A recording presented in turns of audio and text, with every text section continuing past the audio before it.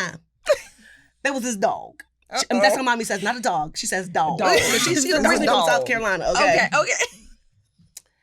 And this dog had the most beautiful and fluffy tail in all of the land. Okay. And the dog would go around flaunting this tail all over the place. Hey, look at me. Hey, look at me. And shimmy his little tail all over the place. So one day, I'm going to give you guys a shortened version. Uh-huh. One day, the dog was playing along the train tracks, skipping along the tracks, fluffing his little tail, making sure everybody could see him. And then there was a little puddle of water sitting there by one of the train tracks. And the dog was sitting there just admiring himself. Look at me. Looking in the puddle. Yes. Look at my tail. Yes. The train came. He wasn't paying attention. Boom. Cut the tail off. Ran over the dog's tail. Oh, my God. The dog was so distraught. Oh, my goodness. What happened? Oh, my tail was the most beautiful in all the land. What am I going to do? What's going to set me apart from being so beautiful than any other dog? He said, I know. I'm going to go back and get my tail. And I'm going to have it put back on. I'm going to sew it back on. So the dog goes and trots along with a little stuff with the tail. Wow. Just going, and he gets his tail. Has the tail in his mouth. He's going to get it re-put back on. Next thing you know, another train comes. Bam! Kills the dog. I can't with Killed the dog when he was going to get his tail? Yeah. Oh, boy. This has become a sad moment. And the moral of the story? The moral of the story. Don't lose your life over a piece of tail. That was... Now see what I mean? Don't lose your life over a piece of tail. We couldn't get regular stories. Wow. We had to get the parables. I love that story. Yeah. She Flashing gave you tail. that. Oh, yes. Yeah. She gave you that. Oh, that's good. Right. And in 2021, I went through a separation from my son's father. 7-year relationship. Thought we were engaged, all the things.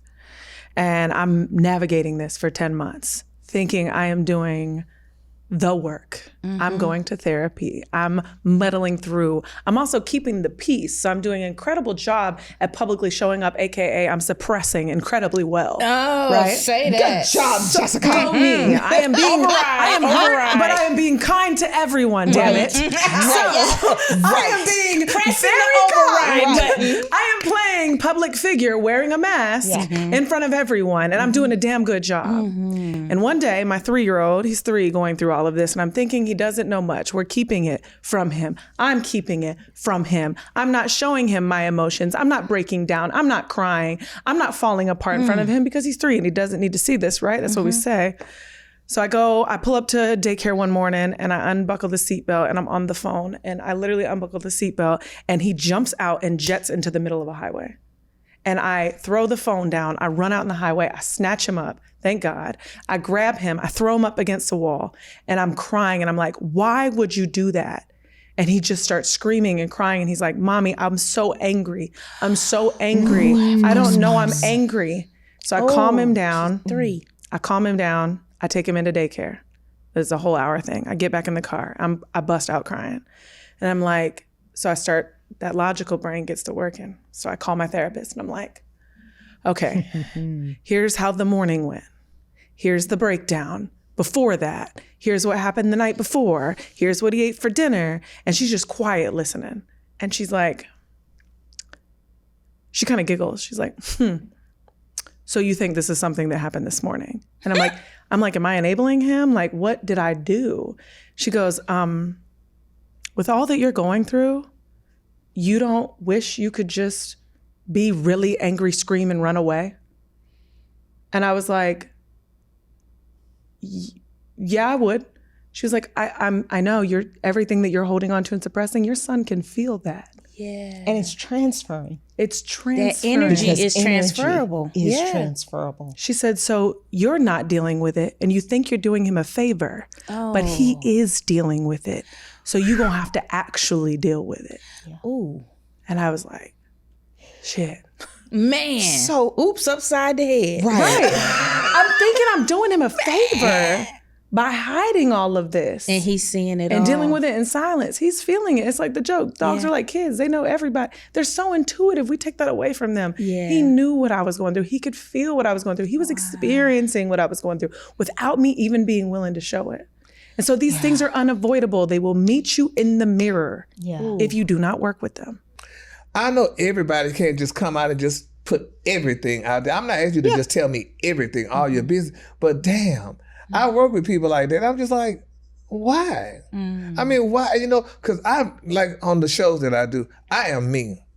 You could throw all the mud at me, everything at me, honey, and it'll just roll off me because it doesn't bother me because I know who I am. Yeah. But I have people that I work with just cannot take it. They cannot deal with it.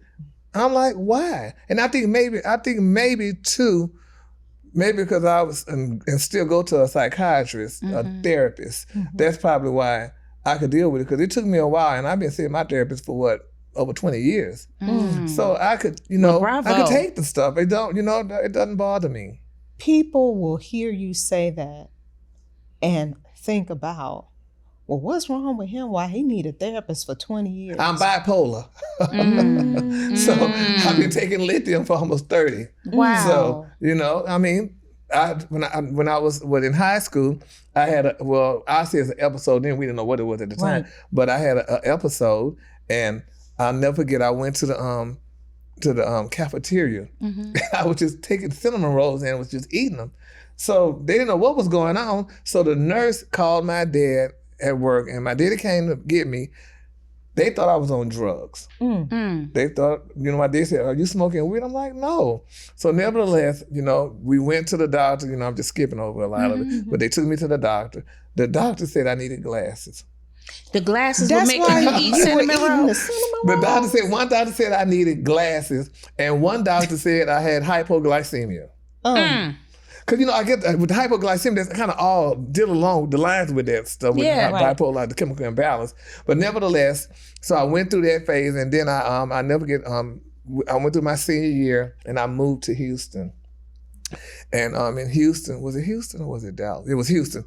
Later on in life, I had another episode. My friends found me wrapped up in a blanket in the ball in my apartment. And because they hadn't heard from me like a day or so. So they got me out, the apartment manager came and got me out the apartment. They took me to the hospital. When I got to the hospital and when I woke up, I was on the psychiatric floor. Wow. They had me on the psychiatric floor. So I stayed there, and, the doctor came, diagnosed and whatever and stuff. And they said, it was bipolar, it was chemical imbalance. That's what they called it, bipolar. So we went through that phase. So my parents came up to visit me, to see me, because my parents live in Port Arthur, Texas. So when the doctor talked to my parents, and with me, we had a meeting. So he told my parents, which was good for me, he told my parents that he thought that I wanted to tell them I was gay. I'm like, I didn't want to tell them that, but I'm glad we did. Was it okay? So they told the doctor told my parents, and it helped me out so much because with that helping me, with them, at least with him telling them that, that helped me out so much. Because my dad said, well, I got 7 sons. He said, I don't care for the lifestyle, but I love them all the same. Oh, and my mom, and they said, and honey, that just freed me. Oh, wow. That's how I was able to be me. And I know I'm jumping around stuff, but I think that's one of the reasons with my parents accepting me, that's what made me where I'm at today. Because I could be me. And that's why a lot of kids today, some of them commit suicide, they do all kinds of drugs and do all kinds of because they're not accepted. My parents accepted me, so that helped me out tremendously. I had a similar experience. I've had multiple 360s as a leader. Yeah. And I honestly used to look at it like it was something I had to get an A on. Right. I needed all my responses to be great, especially from my team. I needed them to say that I was the best leader that they had ever had. And when I would read the responses, it was like really like, I need them to affirm me that I am the best boss they've ever had, because I'm the boss that I always wanted. Right. I'm great. I bring them breakfast in the morning. Oh, yeah. I fight lions and tigers and bears for them every day. I am the best boss that they have ever experienced. And I remember talking with the coach, going over my 360, and I was so proud. Yes. Because my scores were good and my feedback was good. Yes. And he said, do you ever, do you have issues with people pleasing? And I was like, what'd you say? Right. Don't you see these comments of how amazing I am? Yeah. Why are you trying to come for me right now? Yeah, he's like, I just wonder, if you're challenging your team enough. Because sometimes, if you push, right, people might not like you if you push a little bit. Yeah. But if everybody's like, oh, she's so great, then that could be a sign that you're a people pleaser and you may not be challenging them. And I was like, what you say? Right. It's like, I don't receive that. I don't receive that feedback. And I remember that year, in my performance review, my boss said to me, you're great. You do a great job. He's like, but I don't know if you're ready to go to the next level because I don't know that you can hold your team accountable for the next level. You're always protecting them. You're like the mother bear. You mother them, but I don't know if you are building other leaders. Yeah. And I was like, oh, man. I really had to sit on that. I had to think about that. I had to take that to my coaching, to my coach and say, what does this mean? And I learned and I started doing a lot of self-work on leadership.